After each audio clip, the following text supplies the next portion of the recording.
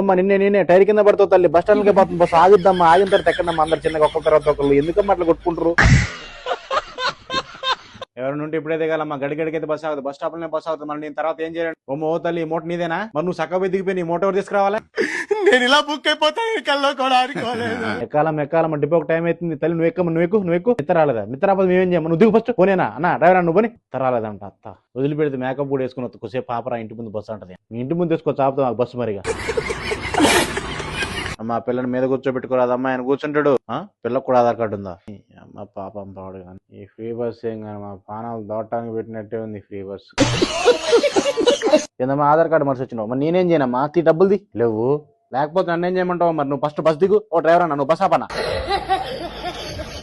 అయ్యా బస్ ఎక్కిన వాళ్ళందరూ 500 రూపాయల నోట్లు తీసుకొస్తే మేము చిల్లర యానం తీసుకురావాలయ్యా. అమ్మ ఈ ఆధార్ కార్డు నీది కాదు అమ్మా. ఏంది మిత్తదాని మీద నువ్వు ఎట్లా ఎక్కుతావు? మరి నీ ఆధార్ కార్డు తెప్ప ఇంటికాడ మనిషి వచ్చినావు. అమ్మ జీవితం మమ్మల్ని చంపడానికే పుట్టిరిందమ్మ మీరు.